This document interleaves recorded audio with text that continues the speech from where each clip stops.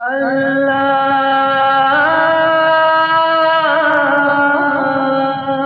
अकबर। अल्लाहु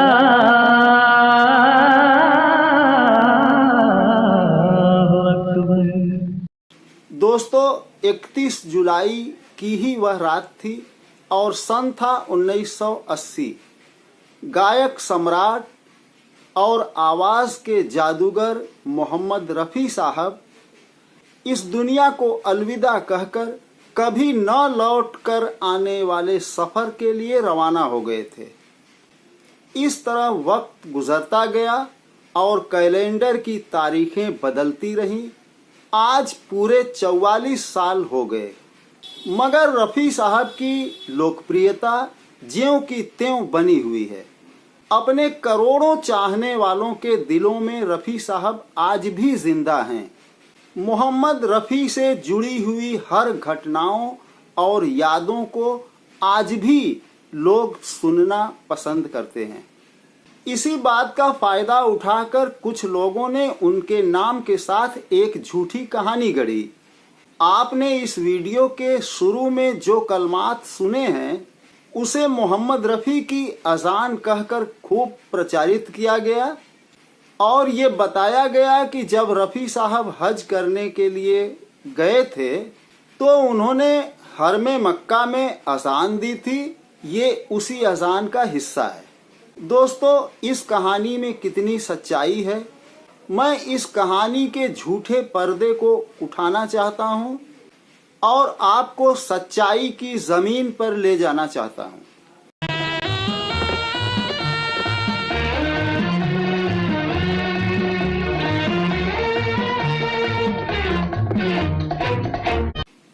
अस्सलाम वालेकुम दोस्तों, मैं जमील बनारसी, मेरे YouTube चैनल पर आपका स्वागत है। दोस्तों, अली बाबा 40 चोर, हातिम ताई, अलादीन का चिराग और सिंदबाद वगैरह ऐसी कहानियां हैं जो न सिर्फ भारत में बल्कि पूरी दुनिया में काफ़ी मशहूर हैं। अलिफ लैला, जो अरब के अल्फ लैला का बिगड़ा हुआ रूप है, असल नाम है कहानी के इस मजमूए का अल्फ लैला। अल्फ के माने होते हैं हजार और लैल के माने होते हैं रात। हजार रात इस कहानी के मजमूए का नाम है। ये दुनिया के सबसे मशहूर कथा संग्रहों में माना जाता है। इसका अनुवाद दुनिया के हर बड़ी भाषाओं में हुआ है। यूरोप में ये किताब अरबियन नाइट नाम से जानी जाती है और भारत में इसका अनुवाद 1600 ईस्वी के बाद हुआ था, जब ईस्ट इंडिया कंपनी ने कलकत्ता में फोर्ट विलियम कॉलेज की स्थापना की थी। तो मीर अमन दहलवी को इसका अनुवाद करने की जिम्मेदारी दी गई थी। उन्होंने इसका अनुवाद किया था।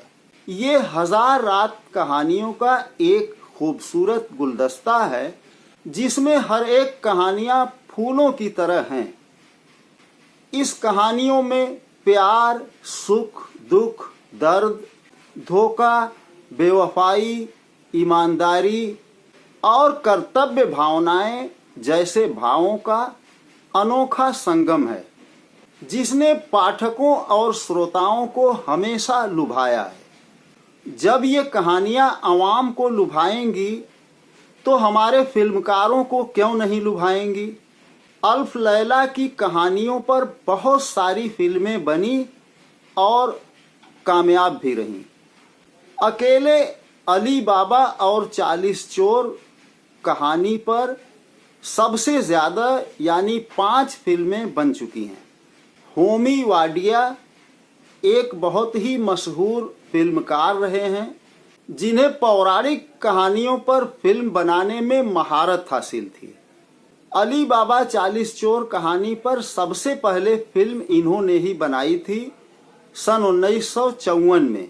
इस फिल्म में संगीत दिया था S.N. त्रिपाठी और चित्रगुप्त ने और नगमे लिखे थे राजा मेहदी अली खान। इसके मुख्य कलाकार थे महिपाल और शकीला। इस फिल्म में मोहम्मद रफ़ी ने भी गीत गाए थे। कह जरा सनम हमको तुमसे प्यार है, कह दिया सनम हमको तुमसे प्यार है। अली बाबा और 40 चोर की कहानी पर दूसरी बार फिल्म बनी थी 1966 में। इसे भी होमी वाडिया ने ही बनाया था। उषा खन्ना इस फिल्म की संगीतकार थीं और मुख्य कलाकार थे संजीव कुमार और विजया लक्ष्मी। इस फिल्म में भी मोहम्मद रफ़ी के गाए हुए गीत थे। आगे चलकर इसी फिल्म की बात मैं करूंगा। तीसरी बार फिल्म बनी थी अली बाबा नाम से सन 1976 में। इस फिल्म के निर्देशक थे पीएल शर्मा और संगीत दिया था हंसराज बहल ने। इस फिल्म के मुख्य कलाकार थे दारा सिंह और कोमिला विर्क। अली बाबा 40 चोर नाम से चौथी फिल्म बनी थी सन 1980 में। उमेश मेहरा की इस फिल्म का संगीत दिया था आर.डी. बर्मन ने और मुख्य कलाकार थे धर्मेंद्र, हेमा मालिनी, जीनत अमान और इनके अलावा कुछ रूसी कलाकार भी। पांचवी बार सन 2004 में अली बाबा और 40 चोर नाम से फिल्म बनी थी। सुनील अग्निहोत्री की इस फिल्म में संगीत दिया था आनंद मिलिंद ने। इस फिल्म के मुख्य कलाकार थे अरबाज खां और पिंकी हरद्वानी।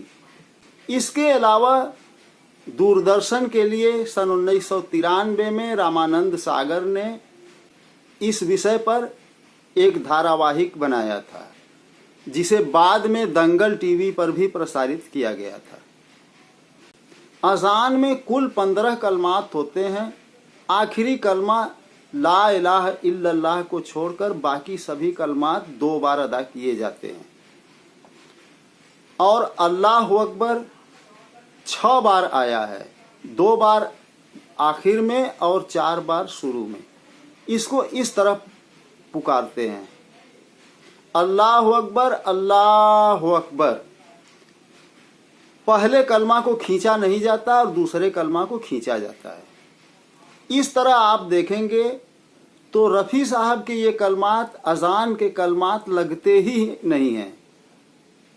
ये पहली नज़र में ही समझ में आ जाता है कि ये कलमा अज़ान का नहीं है। सन 1966 में जो होमी वाडिया की फिल्म अली बाबा 40 चोर बनी थी, जिसमें संजीव कुमार ने काम किया था, ये कलमात उसी फिल्म से लिए गए हैं। अली बाबा और 40 चोर नाम से जो सन 1966 में फिल्म बनी थी, उसमें एक गाना था, बनाए जा बिगाड़े जा, बिगाड़े जा बनाए जा, मैं तेरा चिराग हूँ, जलाए जा बुझाए जा। इस गीत की शुरुआत इसी कलमे के साथ होती है, अल्लाह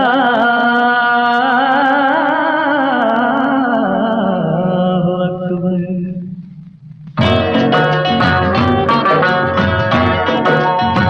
ये वही गीत है।